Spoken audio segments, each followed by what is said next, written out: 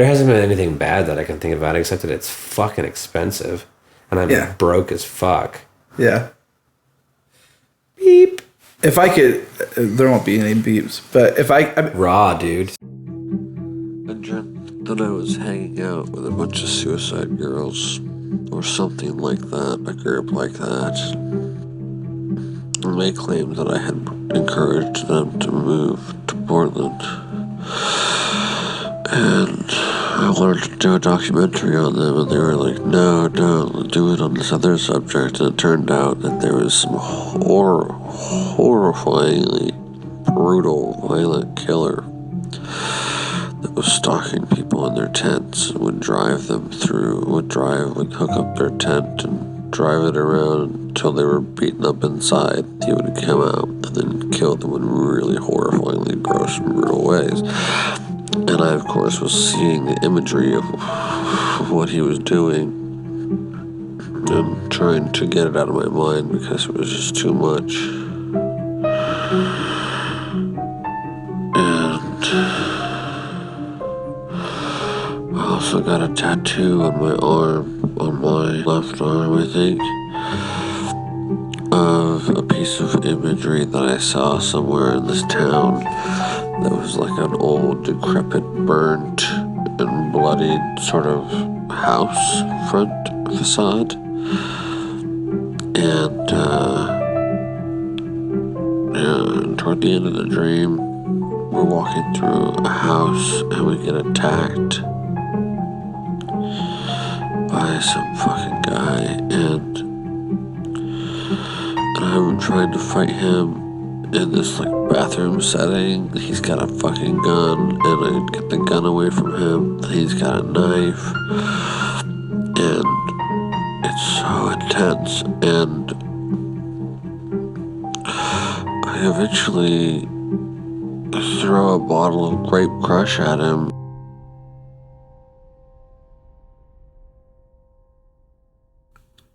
Welcome to Between Us. I'm John Totten. Our guest today is Brian Koch, the drummer for the Portland band Blitzen Trapper. Brian is also an actor, and I got to catch up with him right after a television shoot in Portland.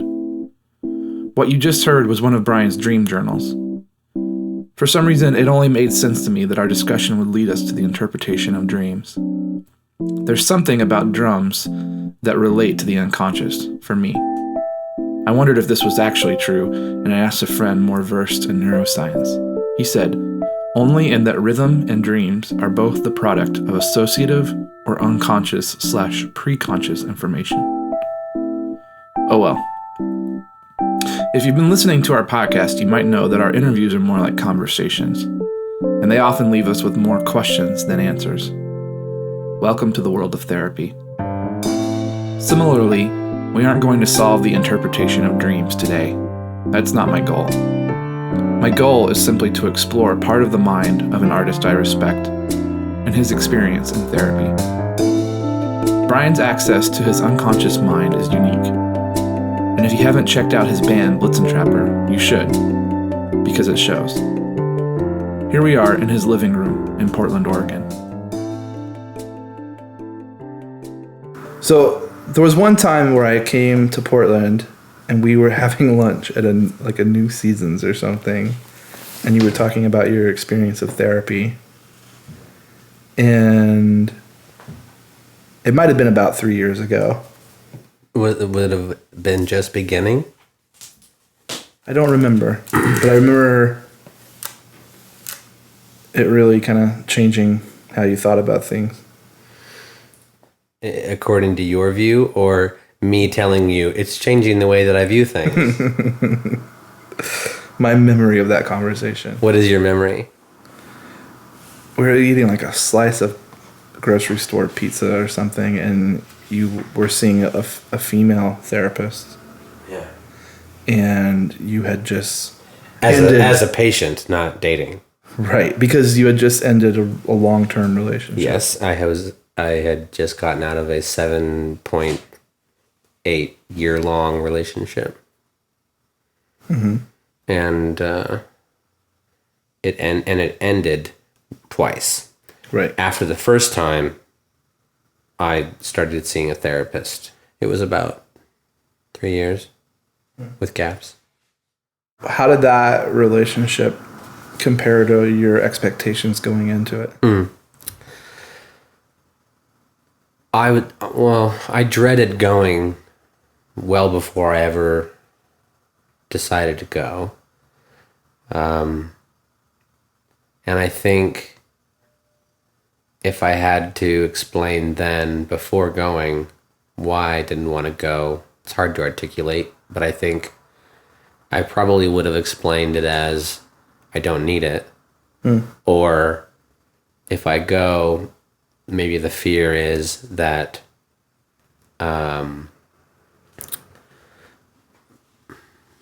my psyche and all my secrets will be laid bare and judged, and somehow that to me seems like a fearful seemed to me like a fearful scenario of the idea of no secrets, or the idea of being totally vulnerable and honest and open was a really terrifying notion.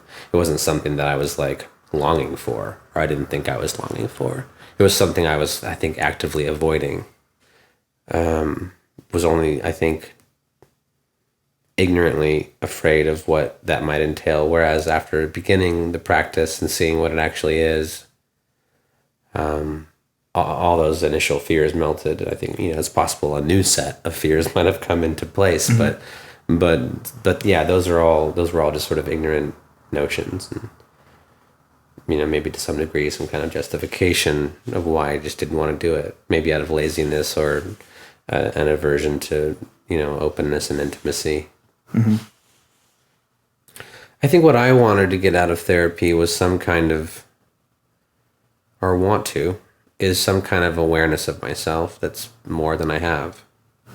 That enlightens why I do the things that I do, and not just the things that I want to do, but especially the things that I seem horrifyingly powerless not to do, despite my awareness that I shouldn't do them. And not in a sense of like that's illegal or legal, like more like just like intuitive insight and feeling my way through social situations. I don't know how I can only relate to the way I experience it, but I imagine other people have a similar experience of some kind where they have many voices in their heads. I guess the reason one of the reasons that I consciously chose the person that I decided to see was an advertisement that I found of theirs, in which they advertised a type of therapy called archetypal pattern analysis. And I didn't know much about it except that it was in the post-Jungian sort of vein, and I had been reading a lot of Jung, and so I don't think that I was thinking it was a synchronicity, but I was just like, this is interesting. The collective unconscious was pushing you towards her. I think I just thought this is interesting. Yeah. And I would rather see this person than any of the other people that I'd investigated. When I read Jung, the archetypes, they seem very abstract to me. I think I more identify with his style of writing and the things that he's passionate about, and his interest in understanding symbolism and in literature and religion, all these different things, but also just like in his writings, I just enjoy his voice of compassion and interest in humanity. And the archetypes, they seem sort of shadowy and mysterious to me, to be honest. I do love the notion, or did always love the notion, of dream analysis. And one of the first things that my therapist encouraged me to do was to continue to write my dreams down, which I typically did. I just had the worst actor's nightmare ever. I didn't know what play I was in. I didn't know what role I was. It seemed like an eternity of people looking at me and smiling. Did you learn something by doing that? Though they would kind of have seasons, of coming and going, for the most part, the more I would write them down, the more that I would remember them. And so through the discipline of doing that, I could sort of access more of this bizarre life of images that I was having. But my dreams had always been horrible my whole life, like as far as I could remember, like nightmares and like repetitive nightmares. Do you remember any of them still? Yeah, of course. One my earliest, like really terrifying recurring nightmare that I can think of involves my mother. In the dream, I'm 6, and in reality I'm 6 years old. And in the dream, I'm in the home that we live in, which is a 2-story home. My bedroom is in the dark of the basement, and I'm upstairs in the living room, and I hear my mom calling to me. And so I go down into the dark of the basement, and in the pitch black, I can see the outline of the figure of my mom, sort of. And I start to make my way into the dark of the basement toward her. And before I can make out whether or not that's her, I realize that's not. And she's pounced on me as a vampire and bitten into my neck, and I wake up. And that was a nightmare that I had for years. I mean, was there enlightenment there for you? The dream that I had almost immediately after beginning the practice, that sort of was a crystal picture of my state at the time, I think, was this bizarre dream that it's hard to describe, I think, in a way that would indicate its meaning, but to me it's a very meaningful dream. And like from above, like coming into this room, which is obviously a deep, dark, again, basement or a stronghold, underground stronghold. And in the center of the room is an infant. And standing over the infant is a military soldier. And I am independent of all of it, just sort of watching. And another guy comes in, also seemed military, and approaches the baby and begins to talk to the guard about this baby. And as I close into the conversation and see the baby, it's like an infant, but really red and raw and just like much more like itself, like a hard-boiled egg, but somehow like a hard-boiled egg that's a living newborn baby. And I'm looking at it, and I suddenly, this deep well of compassion like opens up in me, and I'm like, oh my gosh, this is what happened. And the soldiers then like perceive me and address me, and they start talking about it, and they're like describing how he has been asleep for a very long time, but he's just now waking up. And I reached down and grabbed this baby entity, and the skin of its eyes sloughed off like 2 hard-boiled eggs. And I was mortified and thought I had destroyed something or, injured the baby. And they were like, no, it's okay. He's waking up. And then I wake up. And to me, the dream just seemed like I had been completely ignorant most of my life about how stunted and arrested my development had been as a young person, and not even in the sense of my childhood, but like pre-verbal, like infancy and into like my first year. I was essentially raised by a machine, I was born 2 months premature and wasn't really allowed a lot of human contact, if any, for quite a while. And I think this has to do with the narrative that my therapist sort of withdrew from this dream as well. But like this notion that so much of my upbringing and my childhood and my relationship to my parents and the world revolves around this very crucial time period where where all these defenses and levels of adjusting to the pain and to the isolation and the confusion of the situation that I was put in for like almost a year. Not knowing for the first couple months if I was going to make it or not. I was basically just like a miracle of science, baby, And it isn't like I have a conscious awareness of this time, but and in a chain of events, I could see very easily how one thing leads to another. To me, it's so clearly representative in that dream and in other ways, in other dreams as well.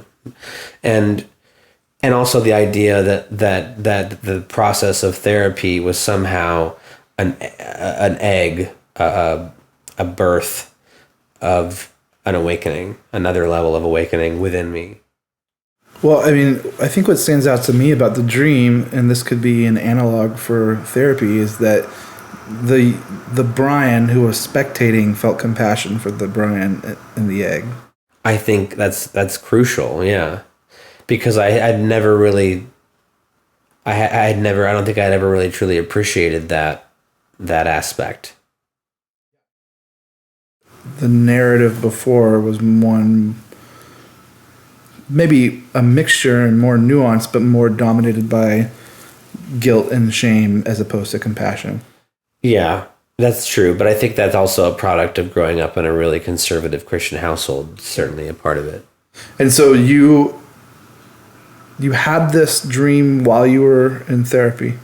Like in that time This was period? like the first dream, one of the first dreams, if not the first, that I wrote down after starting and being instructed to pay attention to what comes up after our meetings. As a therapist, my main engagement with the unconscious is not around what my patients are telling me. It is with what else they are telling me when they tell me. I believe that we rarely make mistakes in how we communicate, even in the negative space of our communication. Anyone who has ever experienced a mutual crush with someone else knows that in those infatuated interactions, we say exactly what we feel, without saying it or without conscious intent to say our feelings. In those moments, we may as well be married to the person we barely know. Because with our affect and our eyes, we are saying so much more than our mouths are saying, and the other knows this and responds similarly. These communications are ubiquitous, and it is not required that we bring them forward all the time. But as a therapist, I encounter more of the other and more of the relationship the more I tune in to these communications. So as I sit with my patients, I try to constantly come back to the question, what are we telling each other that we're not telling each other? I have come to appreciate these communications as mutual and co-created. What was your relationship with that therapist like? Enigmatic. Did you feel anything toward her? I think I wanted her approval. Mm-hmm. As a person, I don't know, and by what metric I wanted, approval, but in some vague way. Mm-hmm. But I mean, I think that makes sense because I essentially, at that point in my life, I felt like I was coming to her a broken person. Mm-hmm. I think I came to the relationship like vulnerably asking for help, and when I got it, it's like it was a good thing, but there's always this feeling of like, what are the boundaries of this relationship in conversation? And I think it's really hard to ask those questions for me for some reason. Were there any indications of how she felt toward you? She seemed very supportive of me as an individual and very encouraging of me as an artist, and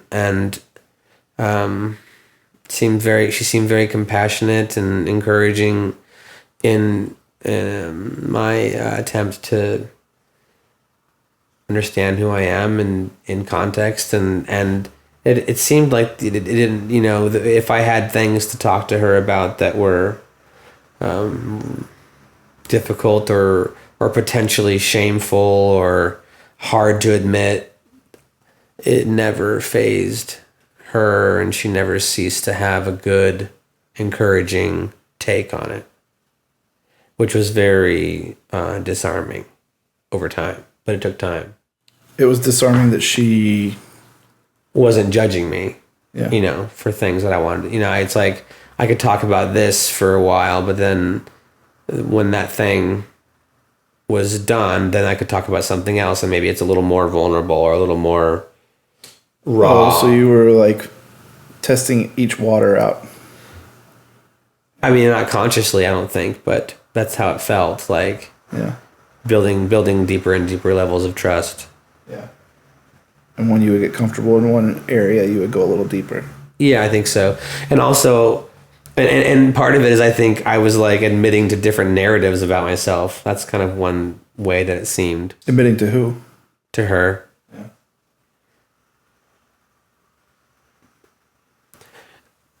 Yeah. I lost my train of thought. That's all right. I think of I like to think that my unconscious plays a huge role in my life, but because of its nature, I can't eliminate its influence, except to say, just trust me, it's at work. But I guess maybe I think that because as an artist, I sort of feel bound to my unconscious for inspiration in so many different ways, and no matter what medium I explore, it's always the sudden, oh, you know what? That would be where did that idea come from? I don't have a clue, but it just popped into my brain, and it was the perfect solution to an idea that I hadn't even formulated yet, or to a problem that I hadn't even formulated yet, or I hadn't even been aware that I knew there was a problem that needed to be solved, and suddenly it's like, oh, sudden insight, bam, there it is. But it's nothing I can plan. But sort of in the same way that that David Lynch talks about TM, to catch the big fish. I think there are things that you can do to increase the likelihood that inspiration can reach you. I think if you're constantly on your phone or you're constantly watching TV, you're probably not going to catch the big fish. But listening to podcasts will allow you to catch the big fish. Well, certainly one in which people have these NPR style kind of like meditative voices that will trigger a brainwave cycle that is more amenable to creativity than say like, watching a Marvel action movie would. Thanks. Is that telling you how good I'm doing, or is that just recording the sounds of my voice? It's just recording the sounds of your voice. That's a relief. If you had told me in my 20s that the collective unconscious was a thing, I would have probably been pretty hard to convince. I'm pretty skeptical. Now, whenever I talk about the collective unconscious, I think warmly of the time that I met my friend Caitlin at the beginning of graduate school. Hi. Hello. Hi. How's it going? Good. I haven't talked to you in a while. I know. I still think that my story of how you and I became friends or met is like the weirdest dream story I've heard yet. Yeah, I know. Me too. So what do you remember? Yeah. What do you remember about the time we met? It was the first year. We had never met. but there was one day where she sat at my table, and during the break in class, she looked at me and said, "Hey, John, I had a dream about you last night." And I said, that's weird. What happened in the dream? And she said, well, we were in this room, and you walked up to me, and you handed me an icon of a saint and a rosary. My dream of you offering me rosary beads and looking very sympathetic and kind just made me, I don't know, it was like such a weird dream. So it made me want to go sit next to you.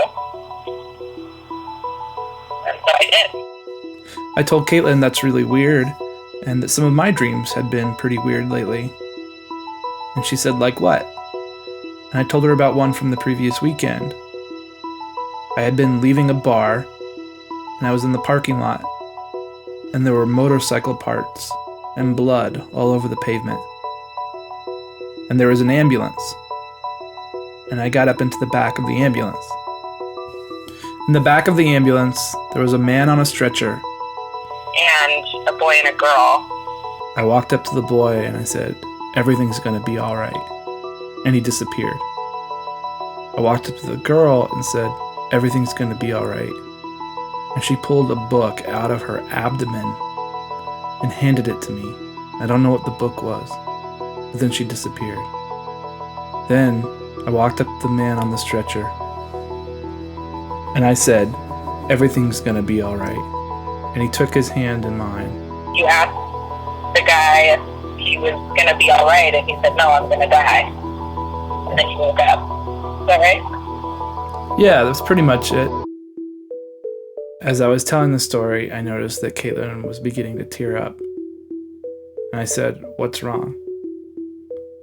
And she said, my former stepfather just died in a motorcycle accident. On a road, and he left behind a son and a daughter. The feeling I remember after telling Caitlin that story and her telling me the significance was chilling. And I remember she was wiping tears from her eyes and she looked at me and said, my dream about you means something to me now.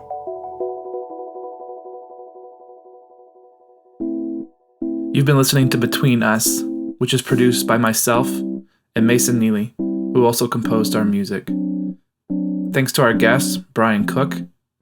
If you haven't checked out his band Blitzen Trapper, go online and find them. They tour constantly, so you can probably see them live pretty soon. Find us on social media, say hi, tell us what you think. Look for us on iTunes, leave a review if you don't mind, and take care.